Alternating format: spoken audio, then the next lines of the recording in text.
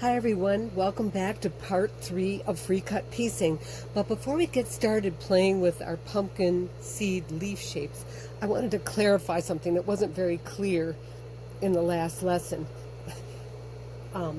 When you piece the leaf back together, when you piece this part in, you'll see you've got these ears left at the top and bottom. And this whole technique is based on the premise that the edges that match each other can be sewn together. So what I recommend is for you to lay these back on top and cut those ears off so that you again have curves that match each other, like this. Okay, so this will be much easier to sew together too. So today I wanted to talk about, well, actually, oh shoot, easier to sew together too. So for this next exercise, we're going to explore how to do one of my favorite techniques, which is insertions, which is a really powerful but simple to do technique. And so you need to grab 2 pieces of fabric, and it can be your good fabric. This piece could end up in your finished product, but they do need to be the same height as each other. And I'm going to insert a sliver of yellow into the middle of this purple fabric. So the first thing I'm going to do is cut a shape into my purple fabric.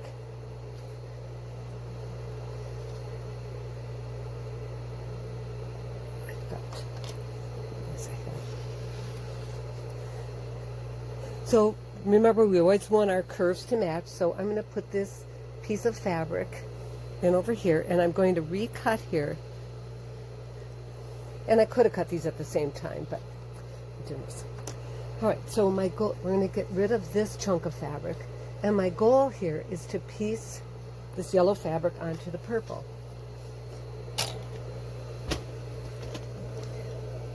And because you're going all the way across a square from opposite edges, you know you're going to start and stop at the edge.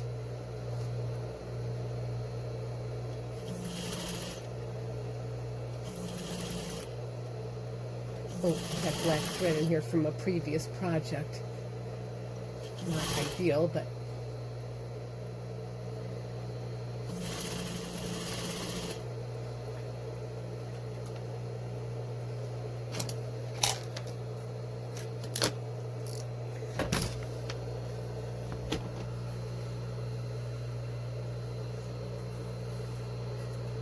okay, now I have a lot of choices here about what I want to see in my finished project. If I want to see just that, I could choose to see just this tiny sliver. Then I would scooch this piece out about a seam allowance and recut there. And let's do that. What I like about this technique is you can piece in these really tiny things. So now, without ever having to handle a little piece of fabric, so now I can put this yellow fabric aside for now and piece this onto here. And the reason I'm showing you this now is we're going to use this technique to piece stems into our leaf shapes.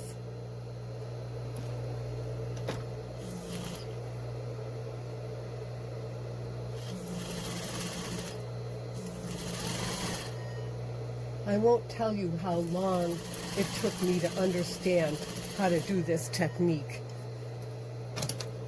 but it took a while. So see how interesting that is? And I use this technique a lot when blocks need something, when a quilt or a block needs some more structure or some more interesting detail. Okay, and now I'm going to do it again. And I want you to do it again because it takes a little while to wrap your head around how to do this, but it is very simple. So we're going to cut.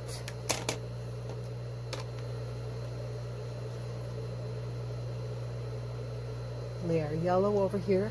See what we want to see. If I wanted to see that, I could cut here and piece that yellow onto there. if I wanted this to disappear, I could lay this on like this and cut it this way. But if you look in my work, you'll see I love X's and crosses. Now, when you've got a piece of fabric that's bigger than this, but we're going all the way across, we need to know where to start and stop sewing. So what I usually do is just notch this here so that I know. All right, what do I want to see? I think I like that skinny yellow in there, so I'm going to just scooch this out about the seam allowance. Recut so that our curves are matching. Again, I can put this aside. Oh, I guess I didn't. Oh, that's right. I'm mixed up. Oh dear. Okay, let me try that again. I need to piece this yellow onto that piece. I got ahead of myself there. So let's do that.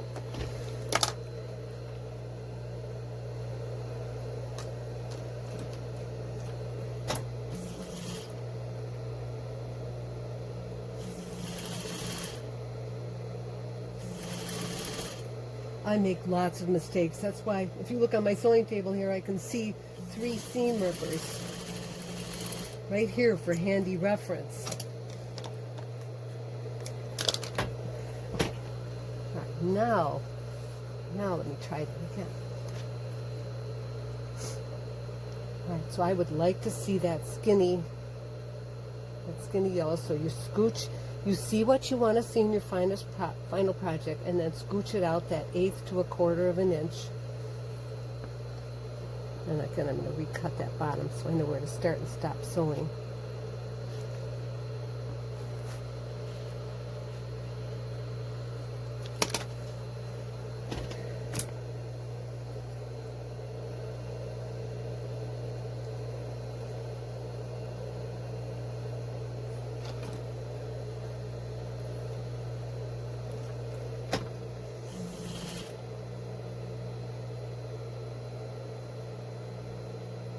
Here again, how you want your seam allowances to go. Well, these are so skinny, I think they're going to have to go out like this. But there could be times when you would like to fold those in toward each other so that they pop up from the background. But I don't think I can do that with this skinny of a piece.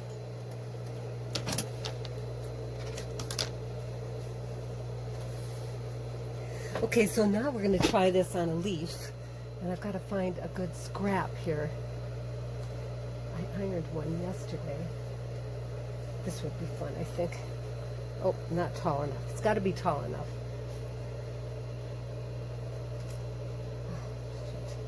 All right, well, let me show something else at this minute. Other things that we can do with our leaves.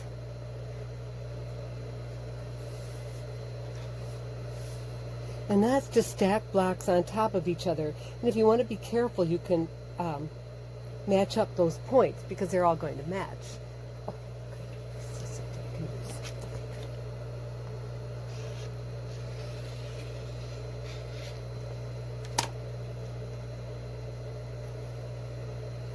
And you can see where this can make a very fun but very easy design element. And if you were making leaves, these would read as leaves quite easily. And you could always couch stems on here with yarn or something. Okay, now I see a scrap large enough for what I would like to do on my leaf. So I want to insert a stem into this leaf. So we're going to repeat that same process that we did earlier. We're going to cut our curve, and I have explored if it matters where you cut through here, but really you just want to cut through the points of your leaf.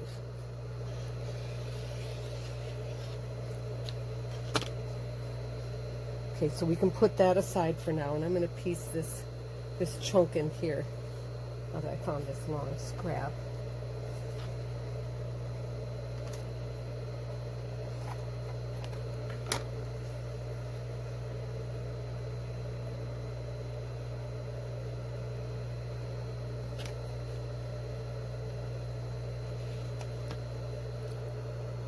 So we want our curves to match, so we're going to insert this big polka dotted fabric into this fabric. So I'm going to sew this on.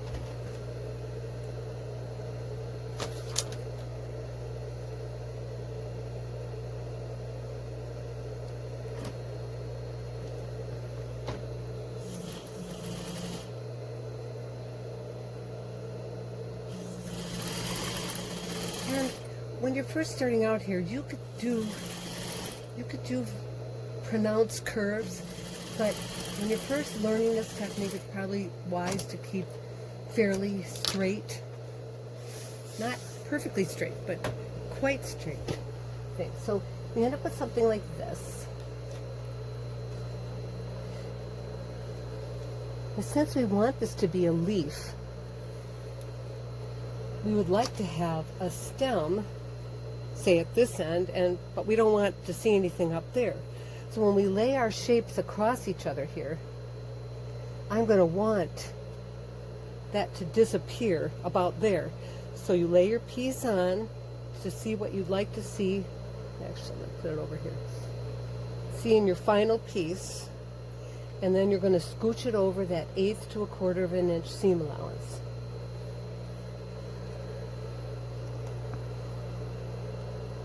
I like that you can move this around to choose what you'd like to see in your finished product. And this little scrap can go in the recycling bin.